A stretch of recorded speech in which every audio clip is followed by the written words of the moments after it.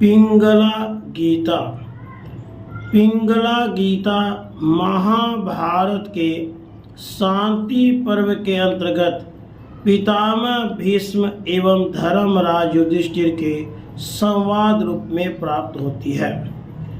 इसमें धन संपत्ति के नष्ट होने अथवा किसी प्रियजन की मृत्यु होने पर उत्पन्न शोक के निवारण का उपाय एक प्राचीन आख्यान के माध्यम से बताया गया है। आख्यान में शोकाकुल राजा सेनजीत की एक हितैषी ब्राह्मण ने युक्तियों के माध्यम से बहुत मार्मिक एवं प्रभावी उपदेश दिए हैं। इसी क्रम में पिंगला नामक एक गणिका का भी वर्णन आया है, जो निराशा के कारण विरक्त होकर परम सुख को प्राप्त हो गई थी। इसी प्रसंग के कारण इसे पिंगला गीता कहा जाता है। तो आइए पिंगला गीता का हम श्रवण करते हैं। राजा युधिष्ठिर ने कहा, हे पितामह, आपने राजधर्म संबंधी श्रेष्ठ धर्मों का उपदेश दिया। हे पृथ्वीनाथ, अब आप आश्रमियों के उत्तम धन का वर्णन कीजिए। भीष्म जी बोले, युधिष्ठिर, वेदों में हर जगह सभी आश्रमों के लिए स्वर्ग साधक यथार्थ फल की प्राप्ति कराने वाली तपस्या का उल्लेख है। धर्म के बहुत से द्वार हैं, संसार में कोई ऐसी क्रिया नहीं जिसका कोई फल न हो। भरतश्रेष्ठ, जो पुरुष जिस विषयों में पूर्ण निश्चय को पहुंच जाता है, जिसके द्वारा उसे अभिसिद्धि का विश्वास हो जाता है, उसी को वह कर्तव्य समझता है, दूसरे विषय को नहीं। मनुष्य जैसे जैसे संसार के पदार्थों को सारहीन समझता है, वैसे ही वैसे इनमें उनका वैराग्य होता जाता है, इसमें संशय नहीं। युधिष्ठिर, इस प्रकार यह जगत अनेक दोषों से परिपूर्ण है। ऐसा निश्चय करके बुद्धिमान पुरुष अपने मोक्ष के लिए प्रयत्न करें। युधिष्ठिर ने कहा, दादाजी, धन के नष्ट हो जाने पर अथवा स्त्री पुत्र या पिता के मर जाने पर किस बुद्धि से मनुष्य अपने शोक का निवारण करे, या मुझे बताइए। भीष्म जी ने कहा, वत्स, जब धन नष्ट हो जाए अथवा स्त्री पुत्र या पिता की मृत्यु हो जाए, तब संसार कैसा दुखमय है, यह सोचकर मनुष्य शोक को दूर करने वाले सम दम आदि साधनों का अनुष्ठान करें। इस विषय में किसी हितैषी ब्राह्मण ने राजा सेनजीत के पास आकर उन्हें जैसा उपदेश दिया था, उसी प्राचीन इतिहास को विद्वान पुरुष दृष्टांत के रूप में प्रस्तुत किया करते हैं। राजा सेनजीत के पुत्र की मृत्यु हो गई थी। वे उसी के शोक की आग से जल रहे थे। उनका मन विषाद में डूबा हुआ था। उन शोक विह्वल नरेश को देखकर ब्राह्मण इस प्रकार कहा, राजा, तुम मूढ़ मनुष्य की भांति क्यों मोहित हो रहे हो? शोक के योग्य जो तुम स्वयं ही हो, फिर दूसरों के लिए क्यों शोक करते हो? एक दिन ऐसा आएगा जबकि दूसरे शोचनीय मनुष्य तुम्हारे लिए भी शोक करते हुए उसी गति को प्राप्त होंगे। पृथ्वीनाथ, तुम, मैं और ये दूसरे लोग जो इस समय तुम्हारे पास बैठे हैं, सब वहीं जाएंगे जहां से हम आए हैं। सेनजीत ने पूछा, तपस्या के धनी ब्राह्मण देव, आपके पास ऐसी कौन सी बुद्धि, कौन सा तप, कौन सी समाधि, कैसा ज्ञान और कौन सा शास्त्र है जिसे पाकर आपको किसी प्रकार का विषाद नहीं है? सुख और दुख का चक्र घूमता रहता है। मैं सुख में हर्ष से फूल उठता हूँ, दुख में क्षीण हो जाता हूँ। ऐसी अवस्था में पड़े हुए अपने आप को मेरे लिए अत्यंत शोक होता है। यह शोक मेरे हृदय में डेरा डाले बैठा है। ब्राह्मण ने कहा, राजन, इस संसार में उत्तम, मध्यम और अधम सभी प्राणी भिन्न भिन्न कर्मों में आसक्त होकर दुख से ग्रस्त हो रहे हो।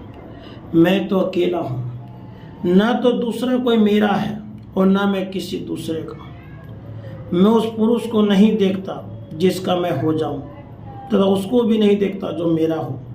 ना मुझ पर किसी की ममता है, ना मेरा ही किसी पर ममत्व है। यह शरीर भी मेरा नहीं, अथवा सारी पृथ्वी भी मेरी नहीं है। ये सब वस्तुएं जैसे मेरी हैं वैसे ही दूसरों की भी हैं। ऐसा सोचकर इनके लिए मेरे मन में कोई व्यथा नहीं होती। इस बुद्धि को पाकर न मुझे हर्ष होता है न सुख। जिस प्रकार समुद्र में बहते हुए दो काष्ठ कभी कभी एक दूसरे से मिल जाते हैं और फिर मिलकर अलग हो जाते हैं, उसी प्रकार इस लोक में प्राणियों का समागम होता है। इसी तरह पुत्र पौत्र जाति बांधव संबंधी भी मिल जाते हैं।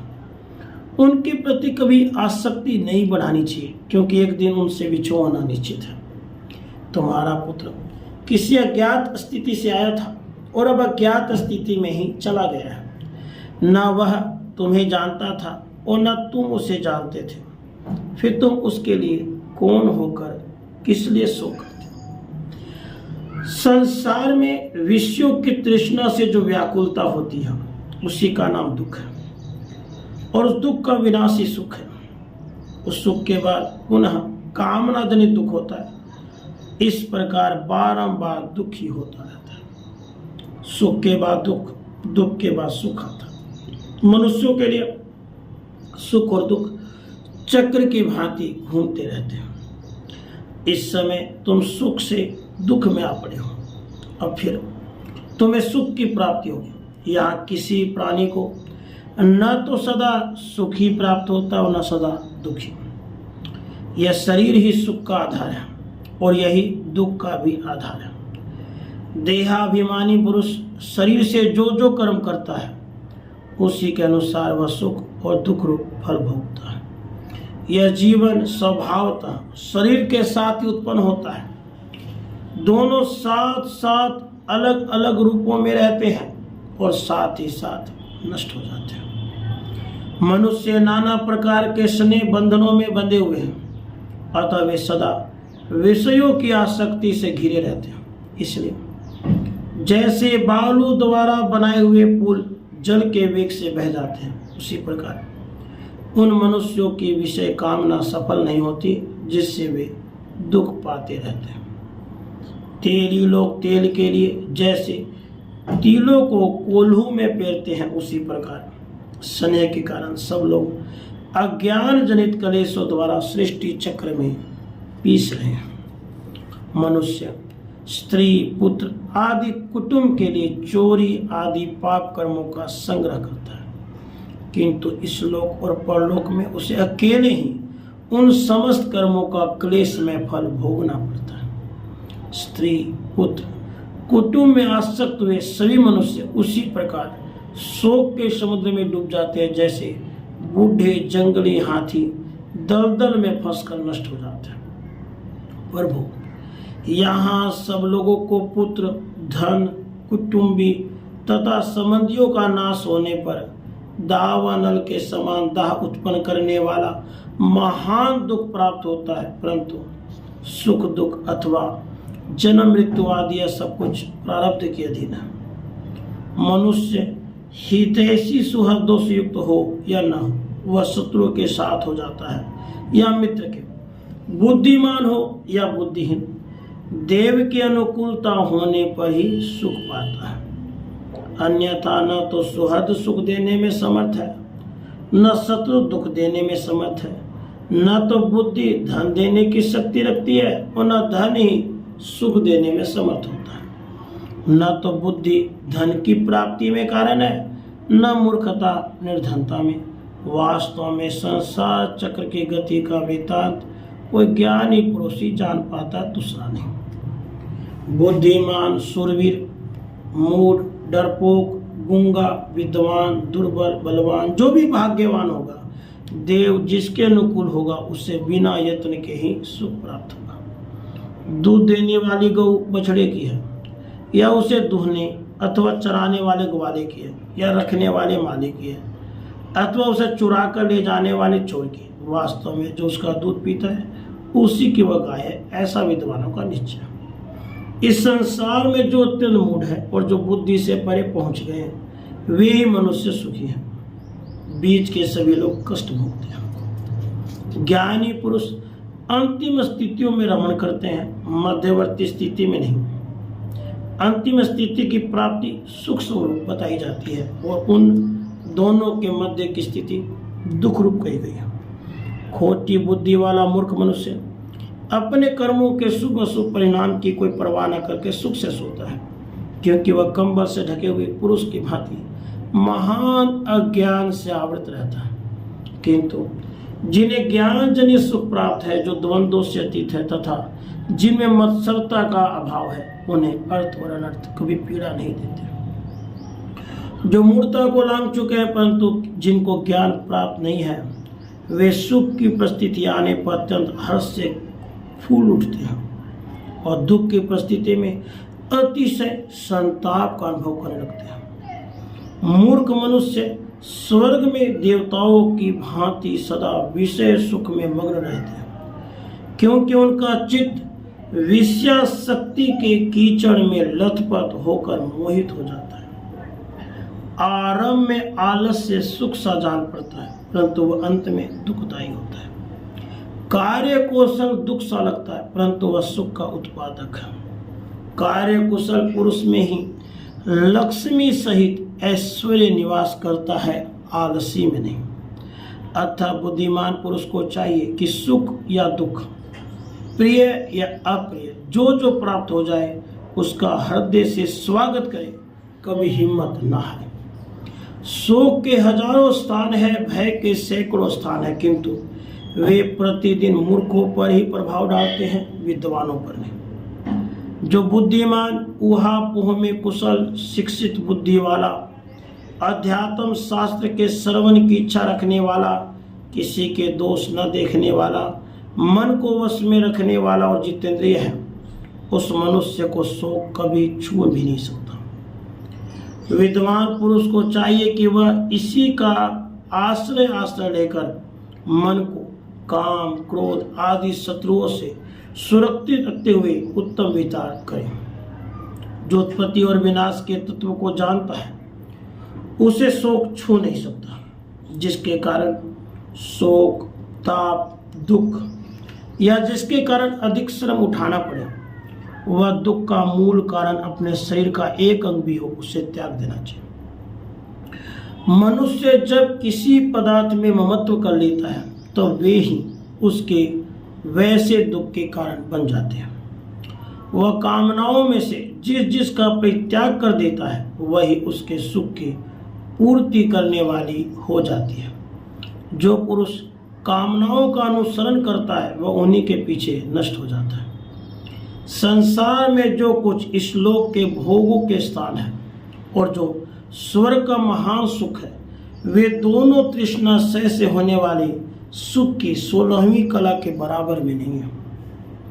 मनुष्य बुद्धिमान हो, मूर्ख हो अथवा शूरवीर हो, उसने पूर्व जन्म में जैसा शुभ या शुभ कर्म किया है उसका वैसा ही फल उसे भोगना पड़ता है। इस प्रकार जीवों की अप्रिय प्रिय सुख दुख की प्राप्ति बार बार क्रम से होती रहती है, इसमें संदेह नहीं है।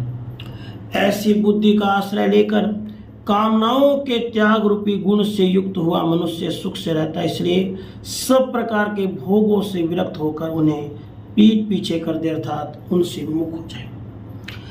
हृदय से उत्पन्न होने वाला यह काम हृदय में ही पुष्ट होता है, फिर यही मृत्यु का रूप धारण कर लेता है। क्योंकि जब इसकी सिद्धि में कोई बाधा आती है तब विद्वानों द्वारा यही प्राणियों के शरीर के भीतर क्रोध के नाम से पुकारा जाता है। कछुआ जैसे अपने सभी अंगों को सबों से समझ लेता है, उसी प्रकार यह जीव जब अपनी सब कामनाओं को संकोच कर देता है तब यह अपने विशुद्ध अंतःकरण में ही स्वयं प्रकाश स्वरूप परमात्मा का साक्षात्कार कर लेता है। जब यह किसी से भय नहीं मानता और इससे भी किसी का भय नहीं होता, जब यह किसी वस्तु को न तो चाहता है और न उससे द्वेष ही करता है, तब परब्रह्म परमात्मा को प्राप्त कर लेता है। जब ये साधक सत्य और असत्य अर्थात जगत के व्यक्त और अव्यक्त पदार्थों का, शोक और हर्ष का, भय और अभय का, प्रिय और अप्रिय आदि समस्त द्वंद्वों का परित्याग कर देता है, तब उसका चित्त शांत हो जाता है। जब धैर्य संपन्न ज्ञानवान पुरुष किसी प्राणी के प्रति मन, वाणी और क्रिया द्वारा पापपूर्ण बर्ताव नहीं करता, तब परब्रह्म परमात्मा की प्राप्ति कर लेता है। खोटी बुद्धि वाले मनुष्यों के लिए जिसका त्याग करना कठिन है, जो मनुष्यों के जीर्ण हो जाने पर भी स्वयं कभी जीर्ण नहीं होता, जो प्राणों के साथ जाने वाला रोग बनकर रहता है, उस तृष्णा को जो त्याग देता है उसी को सुख मिलता है। राजन, इस विषय में पिंगला की गाई हुई गाथाएं सुनी जाती है, जिसके अनुसार चलकर संकट काल में भी उसने सनातन धर्म को प्राप्त कर लिया था। एक बार पिंगला वेश्या बहुत देर तक संकेत स्थान पर बैठी रही, तब भी उसका प्रियतम उसके पास नहीं आया। इससे वह बड़े कष्ट में पड़ गई, फिर भी शांत रहकर इस प्रकार विचार करने लगी। पिंगला बोली, मेरे सच्चे प्रियतम चिरकाल से मेरे निकट ही रहते हैं, मैं सदा ही उनके साथ ही रहती आई हूँ, वे कभी उन्मत्त नहीं होते, परंतु मैं ऐसी मतवाली हो गई थी कि आज से पहले उन्हें पहचान ही न सके। जिसमें एक ही खंभा 9 दरवाजे हैं, उस सही रूपी घर को आज से मैं दूसरों के लिए बंद कर दूंगी। यहाँ आने वाले उस सच्चे प्रीतम को जानकर भी कौन नारी किसी हाड़ मांस के पुतले को अपना प्राण वल्लभ मानेगी। अब मैं मोह निद्रा से जग गई हूँ, निरंतर सजग हूँ, कामनाओं को भी त्याग कर चुकी हूँ, अतः वे नरक रूपी धूर्त मनुष्य काम का रूप धारण करके अब मुझे धोखा नहीं दे सके। भाग्य से अथवा पूर्वकृत शुभ कर्मों के प्रभाव से कभी कभी अनर्थ भी अर्थरूप हो जाता है, जिससे आज निराश होकर मैं उत्तम ज्ञान से संपन्न हो गई हूँ। अब मैं जितेंद्रिय हो गई हूँ। वास्तव में जिसे किसी प्रकार की आशा नहीं है, वही सुख से सोता है। आशा का न होना ही परम सुख है। देखो, आशा को निराशा में परिणत करके पिंगला सुख के नींद सोने लगे। भीष्म जी कहते हैं, राजन, ब्राह्मण के कहे हुए इन पूर्वोक्त तथा अन्य युक्त वचनों से राजा सेनजीत का चित्त स्थिर हो गया। वे शोक छोड़कर सुखी हो गए और प्रसन्नता पूर्वक रहने लगे। इति श्री महाभारते शांति पर्वणि मोक्ष धर्म पर्वणि पिंगला गीता संपूर्णा। राधे कृष्ण।